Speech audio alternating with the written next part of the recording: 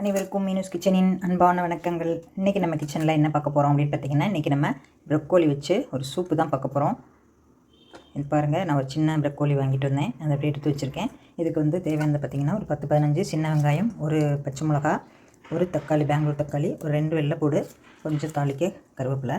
இதுக்கு வந்து பார்த்திங்கன்னா நம்ம தினம் சாம்பாருக்கு வச்ச பருப்பு கொஞ்சம் எடுத்து வச்சுருக்கேன். துவரம் பருப்பு, அந்த தண்ணி கொஞ்சம் ஒரு 2 ஸ்பூன் உள்ள பருப்பு எடுத்து அந்த தண்ணியோடு சேர்த்து வச்சுருக்கேன். இது வந்து நம்ம ஒரு கெட்டி பதம் வர்றதுக்காக ஒரு டேஸ்ட்டும் கொடுக்கும். நம்ம கார்ன்ஃப்ளவர்லாம் சில பேர் சூப்புக்கு சேர்க்குறாங்க, நாங்கள் அதெல்லாம் சேர்க்குறதில்ல. பருப்பு தண்ணியில் தான் நாங்கள் மெயினாக சூப்பே வைப்போம். இது கொஞ்சம் ஒரு 2 கரண்டி பருப்பு சேர்த்தோம்னா கொஞ்சம் நல்லா திக்காக நல்லாயிருக்கும், டேஸ்ட்டும் நல்லாயிருக்கும். இப்போ இது வந்து பார்த்திங்கன்னா நான் இப்போ எடுத்துக்கு நறுக்கி வச்சுருக்கேன். இதில் கொஞ்சம் வெந்நீர் ஊற்றி ஒரு நிமிஷம் ஊற வச்சுக்கலாம். நான் சுடு தண்ணி போட்டு வச்சுருக்கேன். போட்டுட்டு இந்த தண்ணியில் ஒரு 10 நிமிஷம் வச்சுக்கலாம். ஏன்னா இது காலிஃப்ளவர் மாதிரி ரொம்ப புளி பூச்சிலாம் இருக்காது. இருந்தாலும் நம்ம ஒரு தடவை வெந்நீரில் நல்லா அலசி கழுவிட்டு சேர்த்துக்கலாம். இப்போ நம்மளோட இந்த பூண்டு, பச்சை மிளகா, அந்த வெங்காயம் எல்லாத்தையும் நல்ல ஒரு தரம் இடிகள்லையோ இல்லை மிக்சிலேயோ போட்டு லேசாக ஒன்றும் பாதியமாக அப்படி அரைச்சிட்டு வந்துடலாம். ஏன்னா இது அப்படியே அடியில் போய் உட்காந்துக்கும். சூப்பில் போட்டோம்னா எடுத்து சாப்பிட்றதுக்கு வராது. இது லேசாக அடித்த மாதிரி ஊற்றிட்டோம்னா கொஞ்சம் வெங்காயத்தோட சத்தெல்லாம் உள்ளே இறங்கும் இல்லையா, அதனால் இது போட்டு நம்ம லேசாக ஒரு சுத்து இந்த இடிகளில் இடித்தா எப்படி இருக்கும், அந்த மாதிரி ரசத்துக்கெலாம் தட்டுவோம்ல, அந்த மாதிரி இதை தட்டி எடுத்துக்குவோம். அது கூட தக்காளியும் நம்ம லேசாக அரைச்சி சேர்த்துக்கிட்டுலாம். இது எப்படி நம்ம இப்போ பார்த்திங்கன்னா நம்மளோட தக்காளி, வெங்காயம் எல்லாத்தையும் இந்த மாதிரி கோர்ஸாக அரைச்சி எடுத்து வச்சு, அது ஒன்றும் பதிகமாக இருந்தால் கூட போதும். நான் இப்போ மிக்சியே கழுவி இதை தண்ணி சேர்த்துருக்கேன். தக்காளிலாம் இந்த மாதிரி லேசாக அரைச்சிக்கலாம். இந்த வெங்காயம் அப்படி அரைஞ்சிருச்சு பாருங்கள். இது இப்போ நம்ம கீழே எடுத்து போட வேண்டியதில்லை, இல்லைன்னா அடியில் போய் எப்படி தங்கிக்கும். இப்போ இந்த பருப்பை நம்ம நல்லா கரைச்சி வச்சு இப்போ நான் வந்து அடுப்பத்தை வச்சு குக்கர் வச்சுருக்கேன். அதில் வந்து இந்த பருப்பை அப்படியே சேர்த்துக்கிறேன். இந்த மாதிரி பருப்பு தண்ணியில் செஞ்சு பாருங்கள், ரொம்ப டேஸ்ட்டாக இருக்கும். கார்ன்ஃப்ளவர் மாவெல்லாம் சேர்த்திங்கன்னா ரொம்ப கூழ் மாதிரி குழப்பலான்னு இருக்கும்.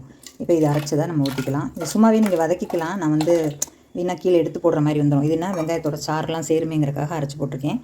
இப்போ இது நல்லா கொதிக்கட்டும். அதுக்குள்ளேயே நம்ம வந்து இந்த ப்ரொக்கோலி வந்து நல்லா கழுவிட்டு எடுத்துக்கலாம். கழுவி எடுத்துக்குவோம். இப்போ இதில் வந்து ஒரு 1/4 டீஸ்பூன் மஞ்சள்தூள் சேர்த்துக்கிறேன். ஆல்ரெடி பருப்பில் இருக்குது, இருந்தாலும் இதில் கொஞ்சம் சேர்த்துக்குவோம். அப்புறம் ஒரு 3/4 டீஸ்பூன் உப்பு சேர்த்துருக்கேன். இப்போ நம்ம ப்ரொக்கோலி இதில் போட்டு ஒரு விசில் விட்டு எடுத்துக்கலாம். இப்போ நான் ப்ரொக்கோலியை இதில் சேர்த்துட்டு கொஞ்சம் தண்ணியும் சேர்த்துருக்கேன். 1 டம்ளர் எக்ஸ்ட்ரா தண்ணி சேர்த்துருக்கேன். பருப்பு ஊற்றுனது போக எக்ஸ்ட்ரா 1 டம்ளர் தண்ணி சேர்த்துருக்கேன். இதை வந்து நம்ம இப்போ மூடி போட்டு ஒரு விசிலில் எடுத்துடணும். ரெண்டாவது அந்த கேஸை வந்து ரிலீஸ் பண்ணிவிட்டு உடனே திறந்துடலாம், இல்லைன்னா ரொம்ப குழஞ்சி போயிடும். இதை ஒரு விசில் விட்டு எடுத்துக்கலாம். நம்ம குக்கர் வந்து ஒரு விசில் வச்சுட்டேன். இந்த கேஸை வந்து ரிலீஸ் பண்ணிவிட்டு நம்ம திறந்துடுவோம். ஏன்னா உள்ளே வந்து ப்ரொக்கோலி ஒரு நிமிஷத்தில் குழஞ்சிரும்.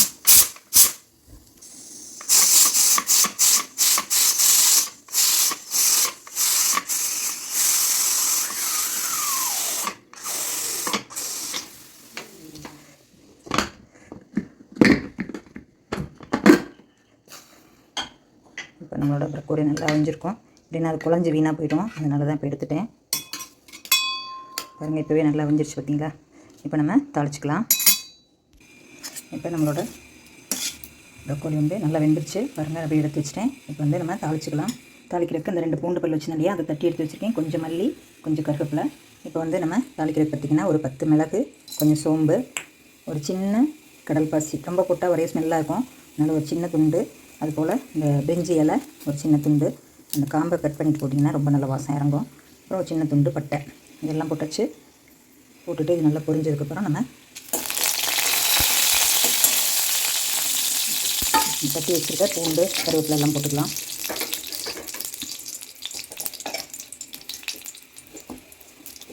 பூண்டு போட்டுக்கிறேன். பூண்டு உங்களுக்கு இஷ்டமான சேர்த்துக்கலாம், இல்லைன்னா வேண்டான்னு விட்டுருங்க.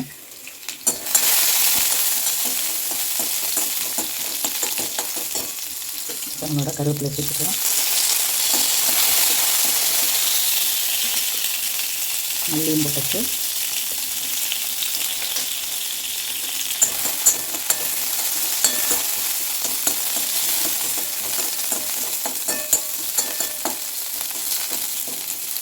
நல்லா வதக்கி வச்சு இப்போ வந்து நம்ம ப்ரொக்கோலியை இந்த தூக்கி ஊற்றிக்கலாம்.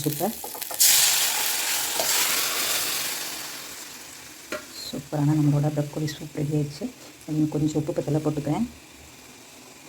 பார்த்திங்கன்னா ஒரு பிஞ்சு, அதாவது ஏலக்காய் தோல் இருந்தால் போட்டுக்கலாம், அப்படி இல்லைன்னா நான் ஒரு பிஞ்சு ஏலக்காய் தூள் மட்டும் சேர்த்துக்கிறேன். ஒரு வாசத்துக்கு ரொம்ப நல்லாயிருக்கும்.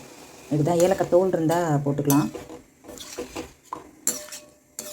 பார்த்திங்களா இப்போ நல்லா முழுசாக இருக்குது. இல்லைன்னா நம்ம குக்கரில் 2 விசில் போல் வேக விட்டோம்னா இது பூரா தனித்தனியாக கலண்டு வந்துடும். இதுனா நம்ம இப்போ எடுத்து சாப்பிட்றதுக்கு சூப்பராக இருக்கும். இப்போ ஒரு கொதி வந்தோன்னா நம்ம எடுத்துக்கலாம். நம்மளோட சூப் வந்து நல்லா கொதிக்க ஆரம்பிச்சிருச்சு. இதில் ஒரு 1/2 டீஸ்பூன் மிளகு ஜீரகத்தூள் சேர்த்துக்கிறேன் காரத்துக்கு. அப்போ அடுப்பு ஆஃப் பண்ணிடலாம். இப்போ நம்ம பவுலில் மாற்றிக்கலாம். இப்போ நம்மளோட சூப் ரெடி ஆகிடுச்சு. இதில் வந்து ஒரு 1/4 கப்பு பால், பசும்பால் சேர்த்துக்குவோம். பசும்பாலோ இல்லை ஆவின் பாலோ உங்கள்கிட்ட என்ன பால் இருக்கோ, இன்னும் கொஞ்சம் க்ரீமியாக நல்லாயிருக்கும். டேஸ்ட்டு கூடுதல் சுவையாக இருக்கும். இதுக்கு நீங்கள் தேங்காய் பால் இருந்தால் கூட புரிஞ்சுக்கலாம். இது கொஞ்சத்துக்காக நம்ம தேங்காய் பால் ஒரு 1/2 டம்ளர் சேர்க்கலாம். நான் இப்போ பசும்பால் தான் சேர்த்துருக்கேன். இப்போ நம்மளோட சூப் வந்து அருமையாக ரெடி ஆகிடுச்சு பாருங்கள். சூப்பரான நம்மளோட ப்ரக்கோலி சூப்.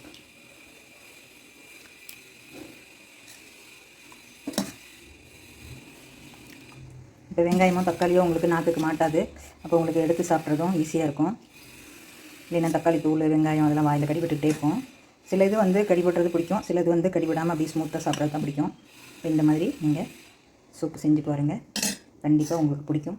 ப்ரக்கோலி வந்தால் வாங்கி செஞ்சு பாருங்கள். இதே மெத்தடில் காலிஃப்ளவர் கூட செய்யலாம். அருமையான நம்மளோட ப்ரக்கோலி சூப் ரெடி ஆயிடுச்சு.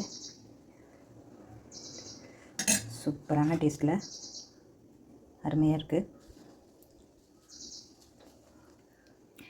வாவ்! ஒரு 11 மணிக்கு போல் இந்த மாதிரி செஞ்சு சாப்பிடுங்க. இல்லை பிள்ளைங்களுக்கு சாதத்தில் கூட பிசைஞ்சு ஊட்டி விடலாம். ஓகே ஃப்ரெண்ட்ஸ், இந்த வீடியோ பிடிச்சிருந்தால் லைக் பண்ணி, ஷேர் பண்ணி, கமெண்ட்ஸ் பண்ணுங்கள், சப்ஸ்கிரைப் பண்ணுங்கள். இது போல் செஞ்சு பாருங்கள். அவசியம் சப்ஸ்கிரைப் பண்ணுங்கள் ஃப்ரெண்ட்ஸ். அனைவருக்கும் நன்றி. நம்மளோட அருமையான ப்ரக்கோலி சூப்பு சூடாக ரெடி ஆகிடுச்சு பாருங்கள். சூப்புனா இப்படி தண்ணியாக தான் இருக்கும். ரொம்ப குழப்பலான்னு இருந்தால் சாப்பிட முடியாது. இது போல் தண்ணியாக இருந்தால் தான் சாப்பிட நல்லாயிருக்கும். ஓகே ஃப்ரெண்ட்ஸ், அடுத்த ஒரு வீடியோவில் சந்திப்போம். அனைவருக்கும் நன்றி.